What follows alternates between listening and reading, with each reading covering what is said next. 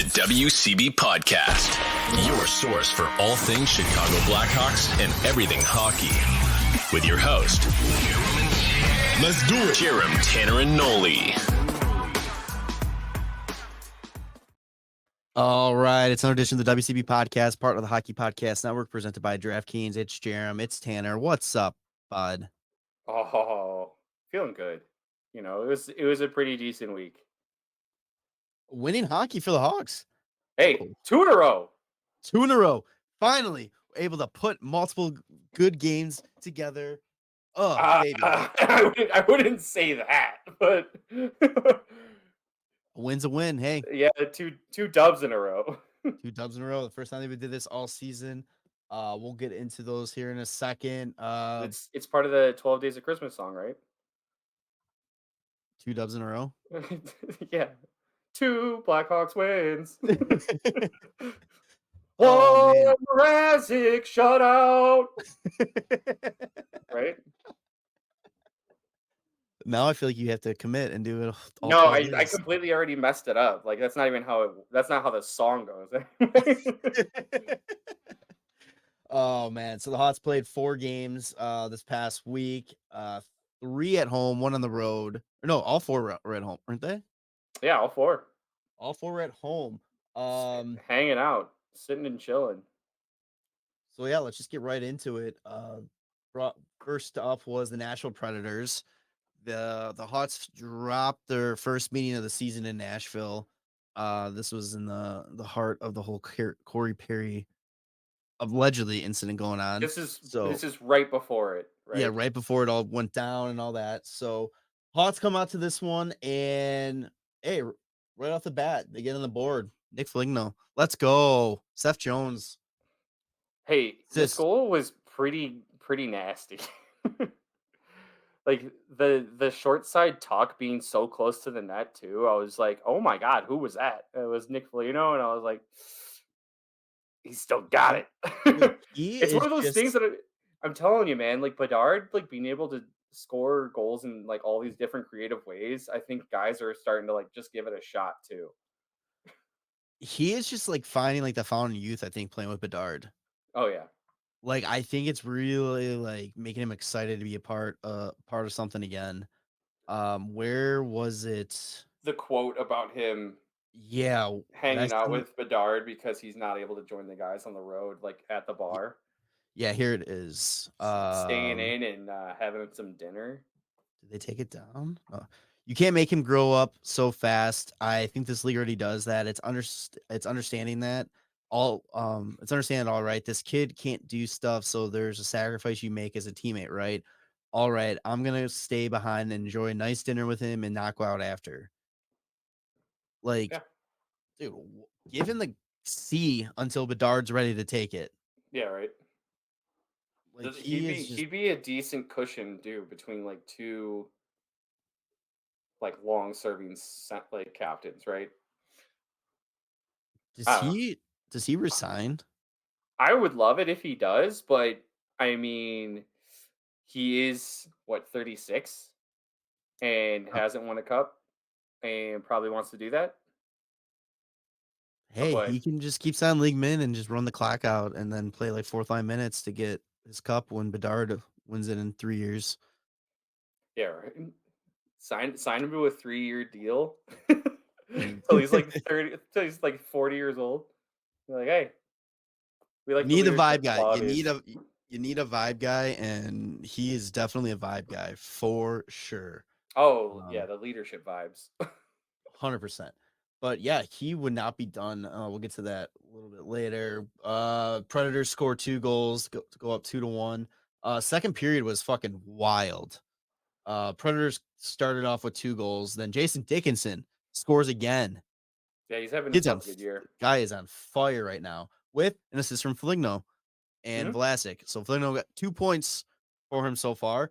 And then a couple minutes later, guess what happens? He puts them back on the board.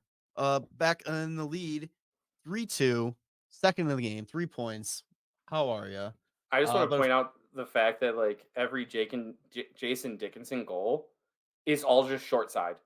He just consistently shoots short side. and he keeps ripping, and they're going in. And I just wish Hey, like more people would just start ripping like he is. It's ain't so broke, don't crazy. fix it. Yeah, right. Uh, They mentioned like every single time that Foligno got a point, they're like, yeah, and his kid skated in the first period, the relay race, and they're like, proud dad moment. That's what he's showing up for his kid. And it's like, hey, all these home games, maybe just get his kid on the ice too. yeah, right. Foligno's 3 point night, huh? Foster's just needs something to talk about because it's not like he's going to call the actual play. So he's got to talk about the same thing Ooh, over and over again. ooh, Am I wrong? no, no, you're not. It's fine.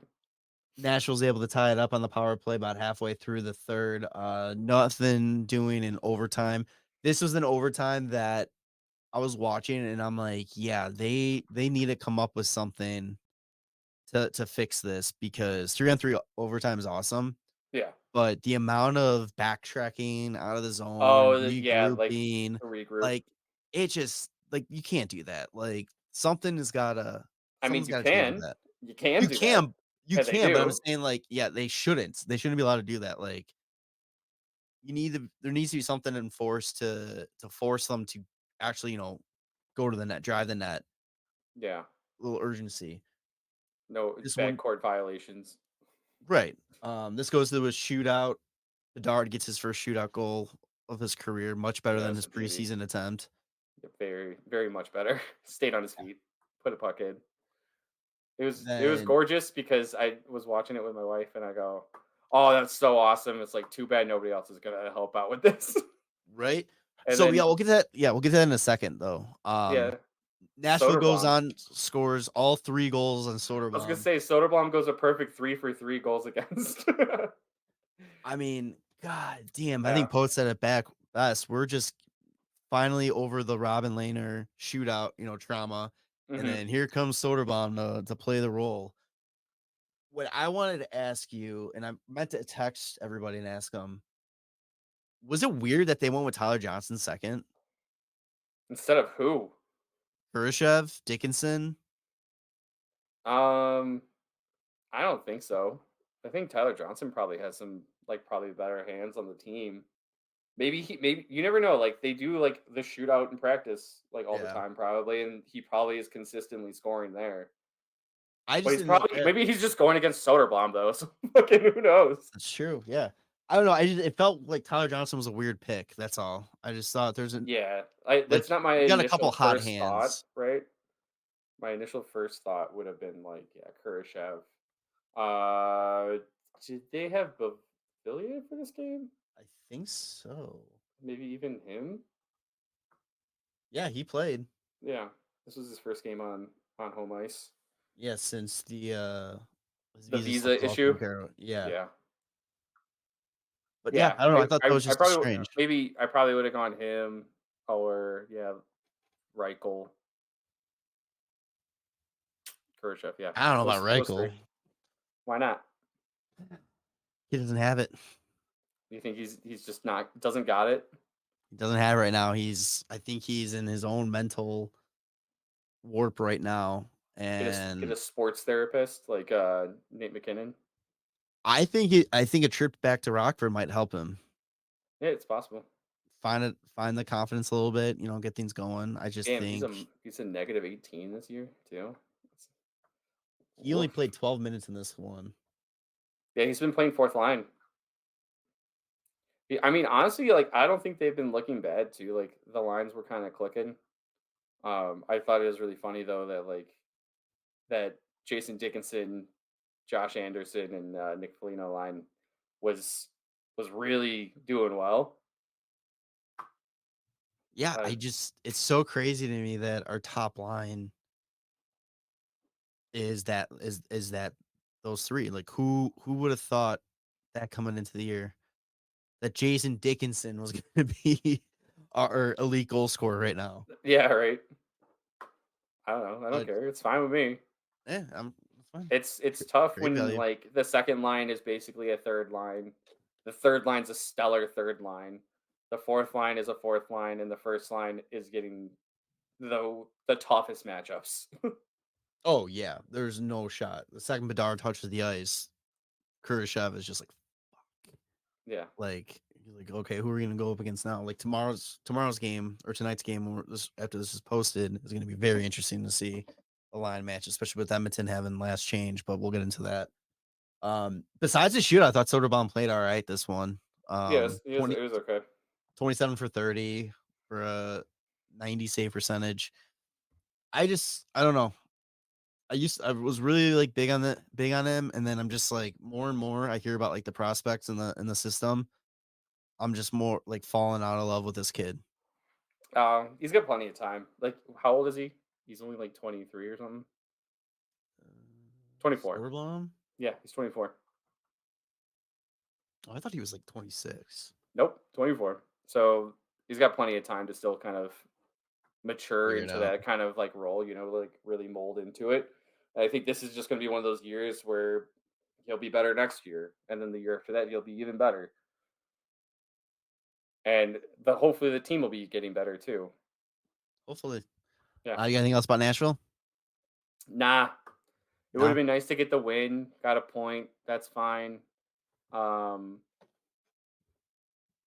don't know if because they didn't get the win, and I think San Jose got a win. Technically, we were in last place. Like at one point this past week, there was like a day that we were in last place. Start selling for Celebrini, baby. Let's go. All right, moving on to we're no, technically we're still 31st, but Yeah, but we San we Jose's had it. We had at the last time. place. Yeah. Yeah, like dead last. Goddamn. All right. Anaheim Ducks. They Yep. came to town on Tuesday.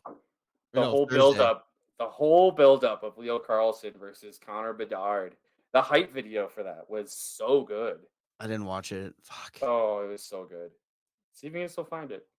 I I'm sure it's recommend up there. watching it. Yeah, It was pretty awesome.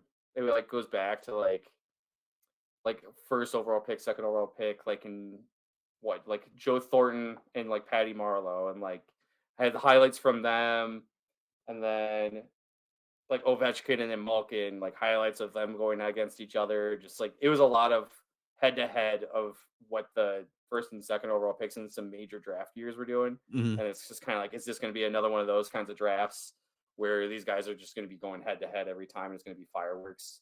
And the And way it's been, like the way they've been playing, it looks like potentially could be. And yeah, I'm all fucking for it because Carlson, man, I didn't like honestly because I think I was just so hell bent on like Bedard and Fantilli yeah, that I never really paid attention to what he was doing or what right. Carlson was doing and bringing. But Plus, they're the not more showing like they weren't showing a ton of like highlights of him in Sweden. I don't think anybody expected him to be number 2. I think Yeah, everybody was like, it's going to be Fantilli and it's going to be Bedard, like 1-2 like that. yeah. I mean, I think that they still couldn't have gone wrong at 2 with either Oh one of them. no. And then at 3, you're just like also happy with whoever's left. 3 was probably the best position because you're like, hey, You they're didn't have to making all make a the hard choice. choices. Yeah. Yeah, they were making the hard choices for us, and then we just take whoever's left. But yeah, this was a game that we were excited for Bedard and Leo Carlson, and of course, there's very little offense. Yeah, no, there was plenty of offense on like the Anaheim side because they were shelling Peter Mrazek. And this is why, like, when you said like, hey, like 2 good games in a row, it's like, no, the Hawks did not look good in this game. Mrazek looked good. Mrazek looked very good this game. Fair. Okay. There was so many chances. I was like, what the fuck are they doing out there? And then Mrazek's just like making incredible saves. And I was like, oh my God, he's never going to let a fucking another goal in again. I mean, the Hawks outshot them 14-10 in the first, but then after that, it was all Anaheim. They outshot them 18-10 in the second, and then 9-1 in the third. 9-1. Oh my God. Yeah, that's a good way to hold on to a lead. Yeah, Make just sure let you them know no shots on net in the third period. You just really lull the goalie into a sleep until they empty the net, and then you're fucking good to go. So the Hawks got on the board in the second period off of the power play. Hey, Yeah, that's right. something new. What? A power play goal? Phil Kurashev. A shutout? A power play goal? Oh, what? What is going on? Kurashev, 5th of the year. Bedard's 10th assist, giving him 21 points on the season. Tyler Johnson with the assist as well. And then after that, like you were talking about already, I think there's really not much else to say. It's just it was the Mrazek show, Yeah, and he looked incredible. God damn, I'm so happy for him. Yeah, right. Like for what is it, 85% of the season so far, he's looked amazing, and just either the Hawks haven't been scoring and getting the loss, or they've been squeaking out a little bit of a win with like a few goals against, and it's nice to see that he got his first shutout as a Blackhawk. Yeah. And just looked incredible. Like 37 saves, Jesus, and so many good ones. That's the goal that the Hawks scored was fantastic too, by the way. But the rest of the game was just like it's just basically the Mrazek show. I'm trying to pull up like some stats from this game, like advanced stats. So give me 1 second. But I'm looking for like high danger chances that he faced. Oh, like goals saved above expected or whatever. I don't know. Yeah, let's see. Ducks. I was trying to high danger see. chances 4. The Ducks had 8. 8. They had Jesus. 8 chances. They had 7 attempted. I need someone to teach me how to these advanced stats. Where are you at? Oh my god. Let's see. I'm on natural stat trick. It's an awesome site if you know what these are for. Like, is it a part of Hockey Reference? No, it's an actual website. Oh, never mind. I have no idea. But it shows like the heat map and all that kind of stuff, shift charts. Oh, it's really cool. Like, okay. Let's see. Well, they have it on fucking Hockey Reference too. Oh, do they? Yeah. They only have the shot chart for Anaheim. That's funny. They have a lot of shots in tight. Oh, this is Anaheim, and then it has the goal for the Hawks. I don't know. That's annoying, but anyway, Mrazek looked fantastic. Yeah, I mean, good for him. Like, and I think, like you mentioned, I think the only time he's really looked bad this year was that Columbus game before Thanksgiving. Well, there was the other game recently too that he let up a handful of goals. What game was that? Was it Minnesota maybe? Like 4 goals against. So. Yeah. But yeah, Columbus was like the worst outing by far. Yeah. He hasn't looked as bad since then. Did he play against Detroit though? They had 5. That's what I'm saying. Like 85 to 90% of like his. Yeah. His so he's had about 3 games. For sure 3 bad games. Mm-hmm. But also, yeah, some of those goals. I just remember that some of those goals in Detroit were like not on him. Like there's nothing to do. Right, like he makes a lot of the saves that are possible. Like, I still can't get over that Fabry goal against him. Oh yeah, but pretty nasty. Yeah, so that was cool watching that one. And then he gets the call again on Saturday against St. Louis. As he should. You ride the hot hand, and boy, the hot hand was still hot in this one. Yeah, it was. I honestly was like, he's never going to give up a goal. He's done.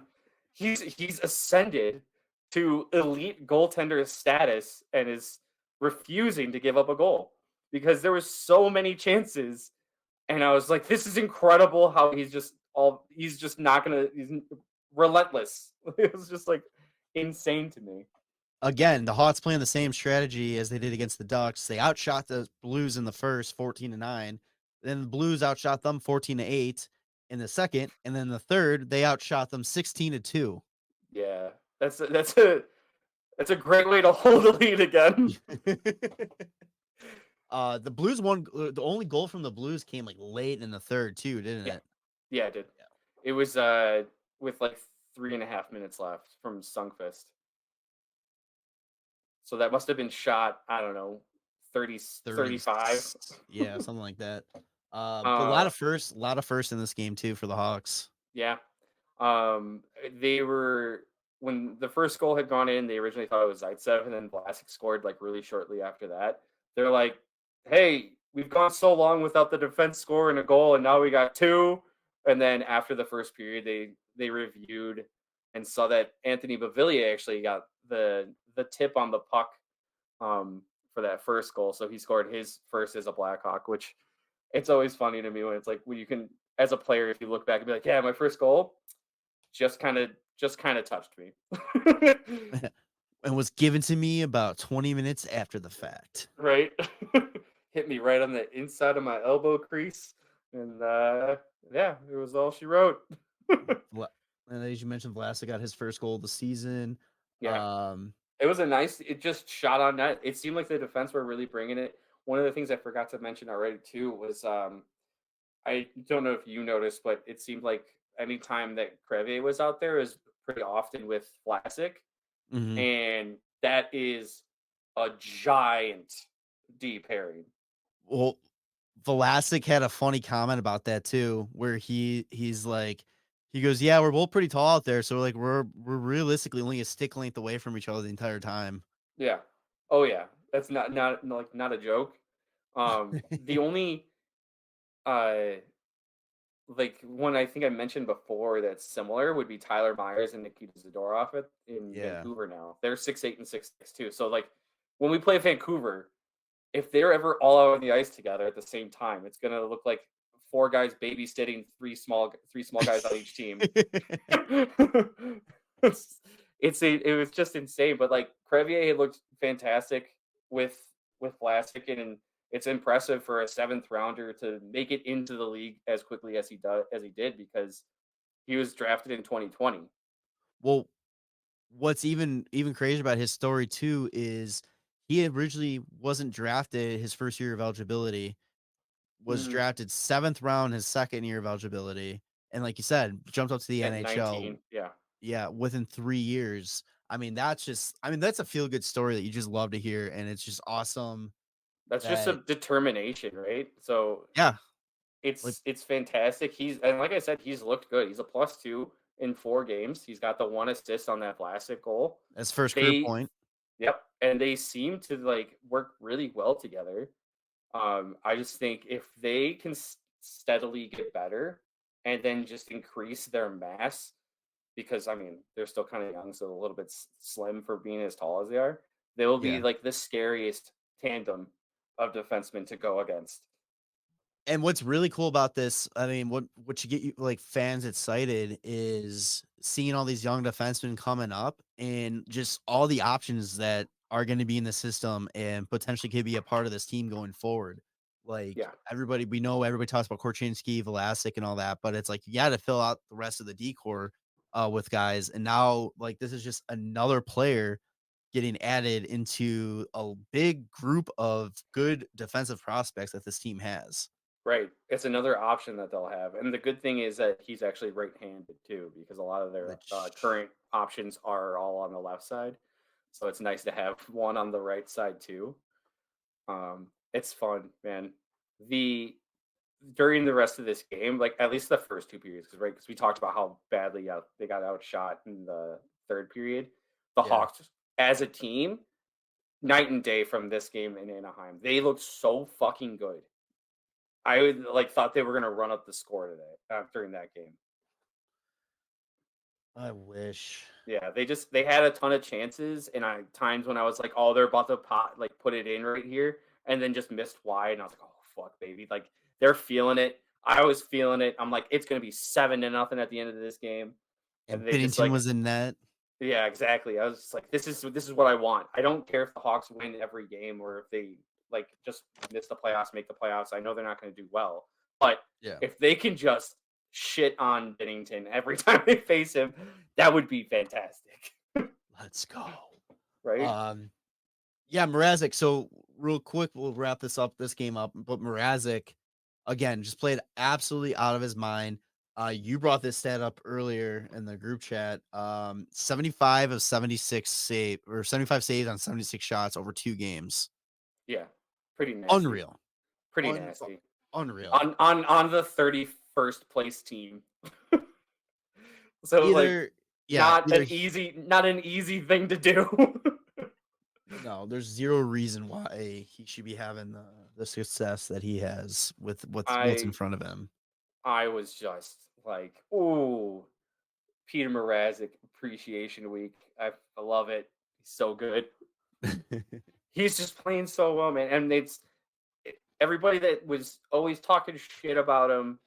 It's like it's just so clear that you can tell he's healthy this year Oh yeah, because 100%. all of these saves, there's so many like outstretched like split saves that like last year I'm like his groin's fucking destroyed. Yeah. And like this year he's making these saves and then getting right back into it and like moving on to the next one. And it's like you can tell he feels good, he looks good, and you're just like fucking give it to me, man, because this is It's awesome. contract year. It's a contract Yeah, year, so he's got to fucking step up. And yeah, I am 100% on board with just re-signing him, extending him, making him the goalie that carries this team from point A to point B of the rebuild, and let the young guys really take their time developing in Rockford or yeah. juniors or wherever they're at. Like, Give him like a 2-year deal, and then yeah, next year's if another he's year of like kind of showing the way for Soderblom to back up. Then the next year after that, if he's still playing it fantastically, like move him at the deadline. The either other the thing that I was thinking deadline. about, how often though does the picking up a goalie at the trade deadline really work out for a team? Bet the action on the ice with DraftKings Sportsbook.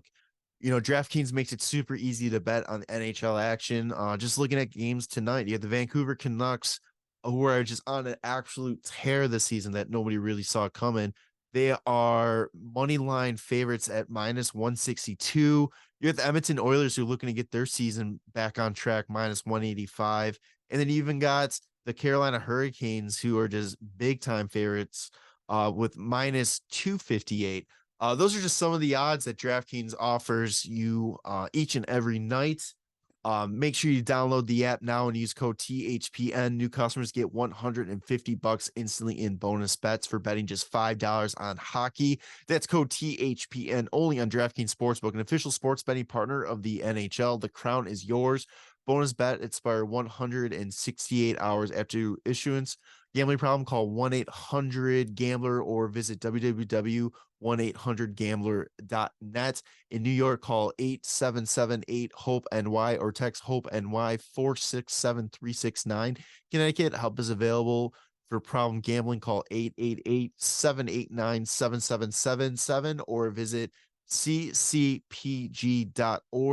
Please play responsibly on behalf of the Boot Hill Casino Resort. 21 plus, age varies by jurisdiction, void in Ontario. Bonus bets expire 186 hours after issuance. See dkng.com/hockey for eligible and deposit restrictions, terms, and responsible gambling resources. NHL and the NHL Shield are registered trademarks with the NHL League. Copyright NHL 2023. All rights reserved. Other than like Vegas last year, even though Quick really didn't play. I mean, he won them a couple games like throughout the season, but other than that, there wasn't really much. Right. So like the only I can't think of a time where like a team has gone on to win the cup when they acquired a goalie at the trade deadline. But Yeah, that yeah, doesn't but mean it doesn't yeah, happen as like assurance for like in net it should their number one go down. right. Yeah, that's more what you're doing. It's like because Yeah. it's the teams that are in a playoff hunt or contending for the cup, they're usually pretty good in net. They don't Yeah. need that addition. Like it's the Blackhawks, the Sharks, all the Arizona. Well, Arizona's actually I think found their goalie right now, but Yeah, Connor um Ingham. yeah. He's having But himself a it's like year it's too. all the guys that are on the outside looking in that need all the help at goaltending. So it's like Yeah. it's almost more valuable to keep him around. And then if you say you sign him to a 2-year deal, then it's like you bring Drew Comesso up maybe that second year for a little bit Yeah. and let him learn from Mrazek too. It's a lot of options, and I think we're starting to see a little bit more respect on Mrazek's name with the more he's doing well. But I think he is As we should. yeah, he's a good fit for the role that he's playing in Chicago right now.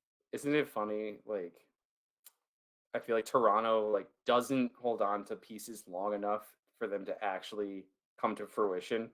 Where they've gotten rid of guys in the past, like who's Carver Hagee, drafted by Toronto, Mhm. like Sean Dursey, who's killing it in Arizona right now, drafted by Toronto. Connor Brown and Zach Hyman are both in Edmonton doing pretty decently, drafted by Toronto. Like they try to make these quick little fixes, and then when it doesn't really work out, they move on as quick as possible. And then these guys end up like fulfilling what they were trying to do when they were there. Like It's they like signed Mrazek to play the way that he's playing currently, but yeah, they didn't want to wait for that. it's like the 90s, early 2000s Blackhawks. Every time we got rid of somebody, they would go and have career years, and it would end up being these like amazing players. Yeah. It's whatever. I'm glad we have him. Yeah, And I'm we got a glad first round pick for him too. So that was great. Last game happened on Sunday. The grade 8 came to town. First time Ovechkin versus Bedard. Let's go, another buildup. I love how every news or media outlet is like trying to like find a Who is reason it versus Bedard? exactly to justify like having like, oh, Bedard. What are the chances Bedard can break Ovechkin's record when he breaks the record? Yeah. But yeah, this was. You thought it was going to be a good one. Khrushchev gets the Hawks on the board pretty quick. I mean, I'm speaking of players like finally getting respect on their name a little bit. How about Khrushchev? Like, Yeah. he is having a fucking fantastic season. Yeah, he's playing well. I don't know if it's because of the leadership change in the locker room is why he's helping out, or if it's because he's got another year of experience under his belt and he's kind of one of the more tenured Blackhawks at this point. Or I'm sure it probably has something to do with the fact that you're playing with a generational talent as your centerman. Yeah, that's also a possibility. that's usually helpful too. You're not getting shuffled around the lineup. Just if you can succeed with Bedard as your line mate, then you probably shouldn't be playing in the NHL. It's possible. But yeah, Khrushchev gets his 6th of the season. Seth Jones and Connor Bedard with the assist on that one. And then it was just all Washington. Hey, Dylan Strome, revenge game. Yeah. He's having himself a good year. He's leading Washington in goals, I think. He's got 11 Yeah, he leads now. Washington goals. Ovechkin with the assist on there. Ovechkin has more assists than he has goals this year. I don't think that's ever happened in his career. It might have happened once. It's really interesting that Dylan Strome has 3 assists and 14 points. Where Strome's more of like when he was with us, like he was always looking past. Oh, 100%. He would have wide open net and be like, "Where's Kane or DeBrincat?" And now he's got 11 goals and 3 assists. Breakaway, empty net, and he drops it to Kane or DeBrincat. Yeah. Yeah. Then Dowd gets 2. I'm sorry, Mantha gets 1 before Strome. Dowd gets 2 to make it 4-1, and then Connor Murphy scores on what is probably the assist of the year from Connor Bedard. Holy shit! Yeah, kid's good. I mean, what more does this kid have to do to be like he's the real deal? I think everybody knows already. I think everybody's also just trying to be like, hey, is this kid the real deal? And they're like, yeah, fucking, of course he is. We just have to ask. So he's at engagement. He's got what, 22 or 23 points now? Ooh, probably. I don't know. You can't click on his name when you're on the NHL website. I fucking hate in the game recap. Oh, but you have to go to the box score and then you can do box score, then you can click his name. Yeah, 23 points. 23 points, 17 games. Mine is 14, but 27 games. 27 games. What did I say? 17. Oh, my bad. Yeah, 27 games. So, I mean, yeah. Hasn't scored a goal in the last 5, but that's okay. Well, we'll touch on that in a second here because he's playing at home a lot. He had 6 shots last game, though, too. He's shooting the puck, man. He's ripping. He's trying. I love it. I love the picture they have on his like header. It's the worst. It's the worst. Hands down the worst. But yeah, him, Bedard, and Kirsch have both getting 2 points this game. Pretty nice. Pretty nice. Yeah, not bad, not bad. Soderblom was a net for this one. Again, just not a great performance from him. 23 saves on 27 shots for an 8.52 save percentage. I didn't get to see most of this game, so I don't know how fair, the goals against were, if they were, Yeah, on I wasn't him able to or catch it either. But I mean, if Mrazek was in that, we know it would have oh, been 2-0. maybe 2-1. I don't know. That's possible. But the Hawks outscored Washington in this one. They outshot him. What do you mean outscored? I'm sorry, outshot. That's what I meant. Sorry, outshot them. It's like, wait, what? We're not on the same page here. What's going on here? We outshot them. we outscored them and we still lost.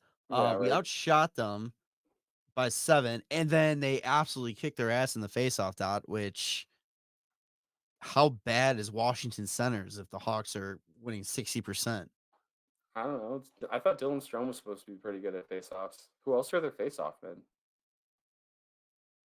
Faceoff men. Probably nobody. Like, I mean, that probably answers the question right there. Alexei Protas, that guy that's 6'6". God damn, his neck is as wide as his face. Yeah, who else? Oh, Kuznetsov.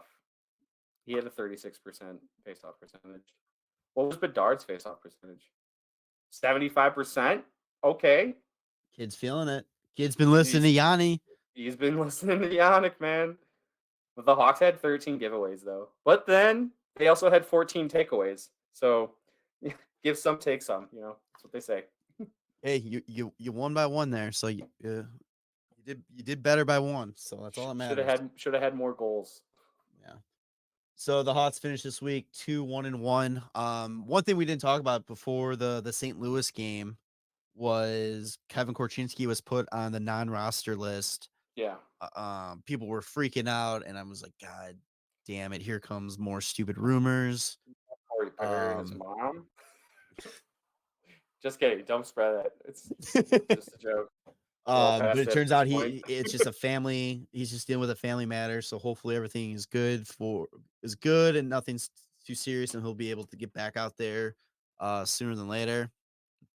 Stop making that face, Tanner.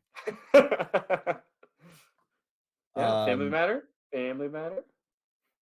Yeah. So yeah, no, it's not, I'm not going to joke about it anymore. I'm sorry. 3 stars of the week. Also obvious. before, Jared Tenorti, he's on the IR again. Philip Roos called up. Isaac Phillips called up. Isaac Phillips played last game though, didn't he? Yes. Nice. So it's probably that time of year where start getting the rotation going on that last pairing. Oh, and I guess we should mention it too. Kachuk on waivers. Yeah, they're just sending him down to get some more ice time. They came out that they said that they don't think he's going to get taken off of waivers, but they jinxed it. They jinxed it. What was it? Gutman and Reese Johnson have been playing better, and Whistle. They think that they've been playing better lately. Yeah. Which I don't know if it's because maybe Athanasio might be coming back soon. I wouldn't necessarily mean that. I mean, if they have a solid lineup, there's no reason to keep someone that they're not a solid lineup, like a lineup that they're happy with for right now.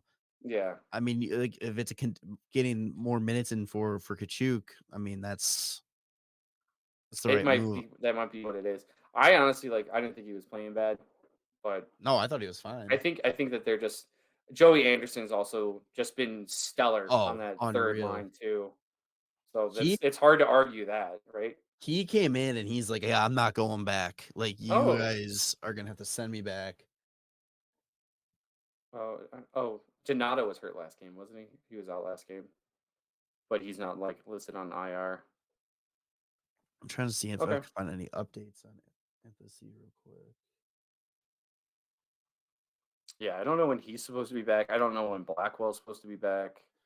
The last update was December December 6th, where he has yet to resume skating, but expects I'm back on the ice soon. I don't know where this website's getting this info, but estimated return would be tomorrow or tonight. But I have not seen anything on that. Okay. So, Well, we'll see. All right, Who knows? 3 stars of the week. Yeah. Oh yeah. Oh yeah. Number 3. What do you think? Number 3, let's look at offense here. I'm going Nick Foligno. Foligno 3. Okay. Yeah, Yeah, 3. 2 Nice goals and little assists for little 3 points. little 3-point night in Nashville. Yeah. Plus Showing 4. Showed his kid he still got it. Plus 4 on the week. Yeah. I thought he did pretty good. Pretty tight. Who do you got number 2? I mean, it's got to be either Bedsy or Kurashev, right? Kurashev probably. I'd probably say go Kurashev because he had the game winner in Anaheim. Yeah. He actually can score goals, so. And then he had the 2-point night against St. Louis. Or not St. Louis, sorry, Washington. Yeah. And then first star. Absolutely Mrazek. Oh yeah. It's Peter Mrazek Appreciation Week, bud. Hell fucking yeah. And just to prove like how crazy it's been, 75 saves, 76 shots, .987 save percentage. That's disgusting. And 1 shutout. Yeah, those are 3 stars of the week. Oh, before we wrap up hot stock, Connor Bedard hates the United Center. Yeah, he doesn't like Chicago fans. So he's almost played, he's played 13 home games, 14 road games. On the road, he's got 9 goals, 7 assists for 16 points, and at home he's got 2 goals and 5 assists. And 1 shootout goal. We'll give him a shootout goal too. It was pretty nice. Yeah, okay. But yeah, he hates Chicago. Trade him. Yeah. Fucking can't stand you guys. Everybody in the arena wearing his number, and he's just like, ugh. God, I'm too humble for this. It makes me uncomfortable. Kid's so good. One more thing for hot stock that we didn't talk about. The Jordan Tutu thing going around. Oh yeah, well, it's not like we're done talking, but yeah. Well, we're just gonna switch over. But yeah, everybody's making a big deal about a little paragraph in his book talking about how he went to Stan Bowman during his time in Chicago and told him that when he got placed on waivers and nobody claimed him, like he wasn't going to Rockford.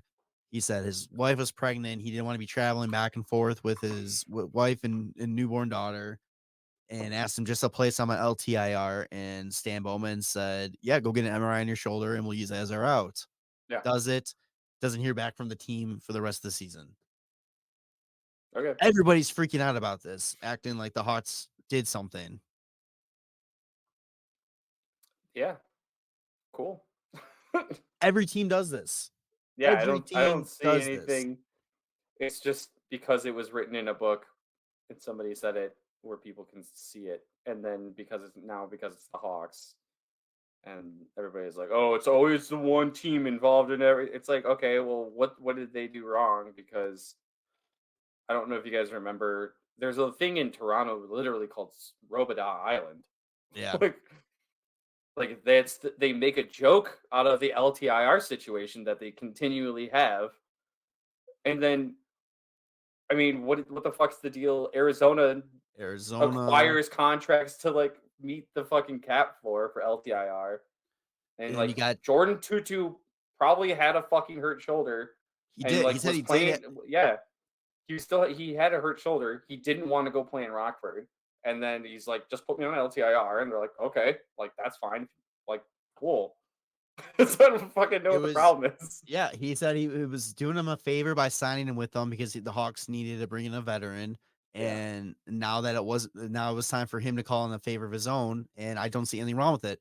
I mean, it's not cap manipulation like, Vegas or fucking Tampa Bay or, like where those guys go 20 million over the cap and then they come in right at the playoffs. Exactly. So it's like, I don't understand why people are freaking out about this. This is like the worst kept secret in all of hockey. Was this his last season too, right? I 17, think 18? so, yeah. It was a $700,000 cap hit. Do you think that the Hawks were? I mean, they could have been pressed against the cap, but I don't think like that. It's anything that was saving them at that time. Yeah, I mean, I don't understand. Yeah, so. Oh well. All right, NHL Oh talk. well. Oh Yeah. well. Oh well. He played 50 NHL. games that year too. So. Oh wait, no. He's a guy. He's a guy I would love to get on the show. 17, 18. Oh, he didn't play at all that year. Oh, interesting. Okay. Well, happens. He probably, I guess they just signed him, and then is that when he probably didn't play a game? And then where it's like, we're going to put you in Rockford. He's like, nah, just put me on fucking LTIR. Yeah, Oh. it had to be. All right, NHL talk. We'll wrap this up real quick because we were going a little long here. Whoa. Patrick Kane back in the Hey. league. Yep. Tearing the Red Wings apart from the inside. He's a double agent. He's doing the Blackhawks work for the Blackhawks. No, so first game back, he looked pretty good. I think he had 5 shots on goal that first game. I thought he only had like 3. 3, maybe I think he was averaging 5 a game, so maybe he had more the second game, but he looked good. I mean, so far, I mean, it's just real small sample size, but it looks like his hips holding up for him. Second game, he of course gets his first goal assisted by DeBrincat. And it was, I know I said I didn't care about him going to Detroit, but it did kind of hurt a little bit seeing him doing his celly in a Red Wing jersey. I think it's depressing to see him in another jersey. Period. Like I didn't care what team it is. Yeah, it was just a little but- Red Wing made it hurt just a little bit more, but not. I mean, still don't care. That's Detroit. So what the? What? I'm trying to find Kane. Okay, he's not listed as an active player on NHL's website.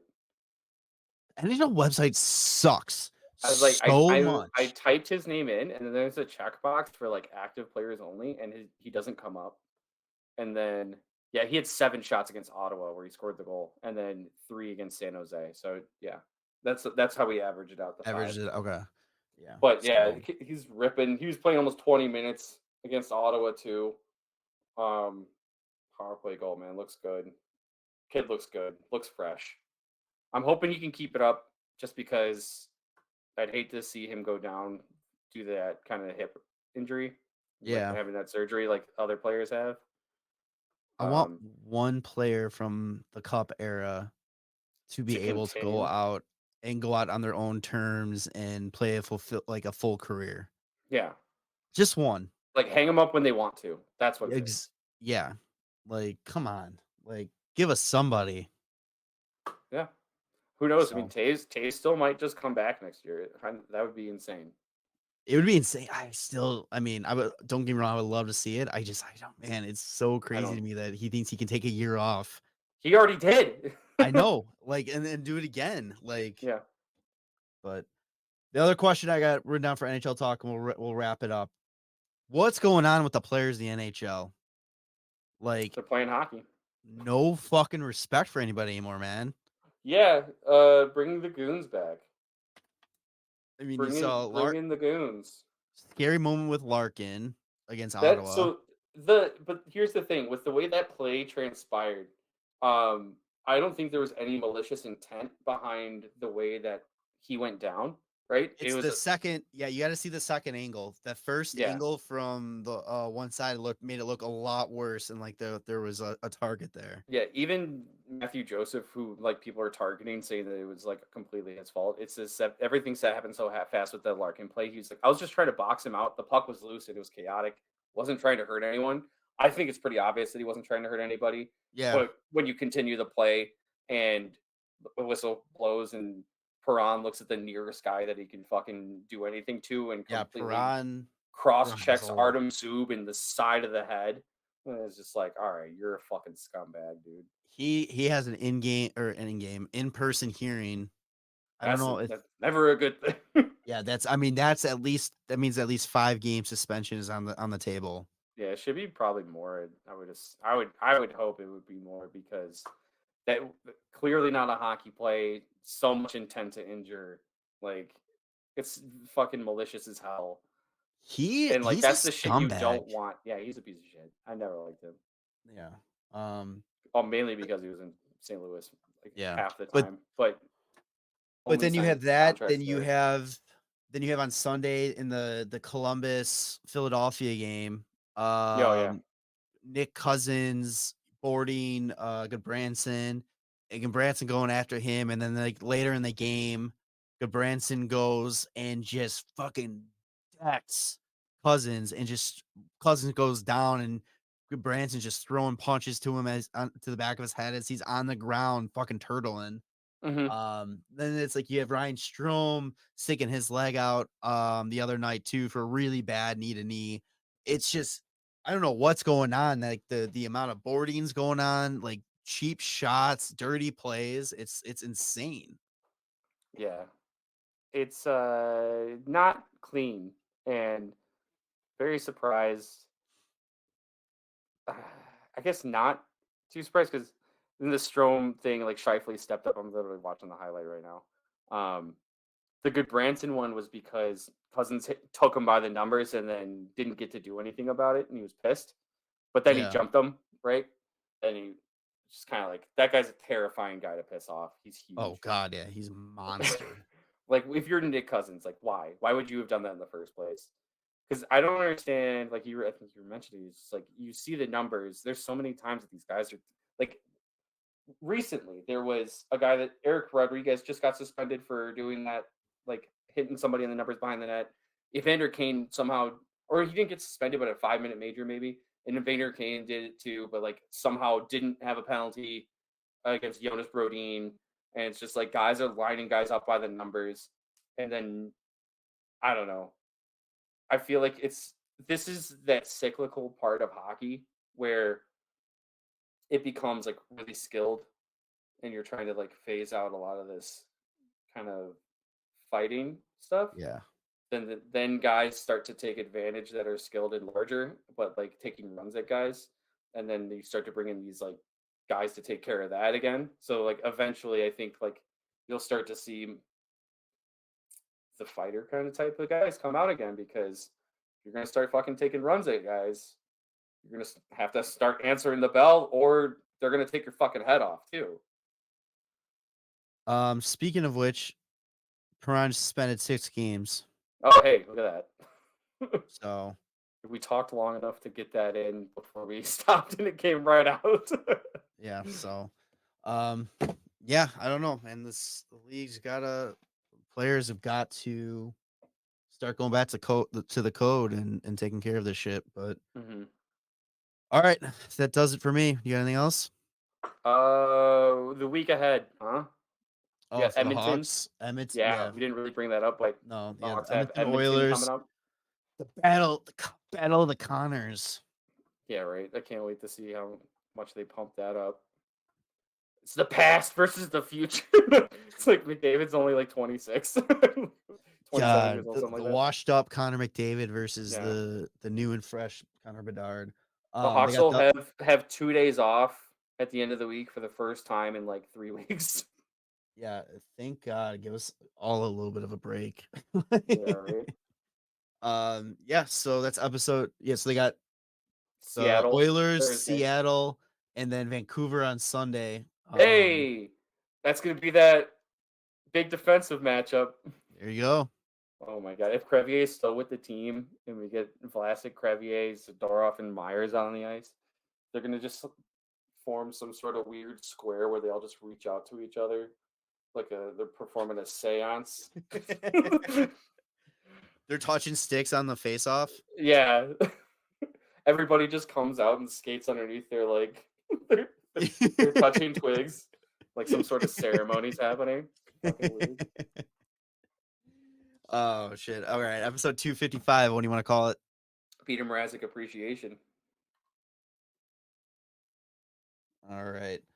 Make sure to follow us on your favorite podcast feed, Spotify, Apple Podcasts, Google Podcasts. I don't know if that's still a thing. Subscribe to the YouTube channel, social media at WCB Podcast, promo code on DraftKings, THPN. Yeah, other than that, we'll see you on the next one. You know what? You don't give Petr Mrazek enough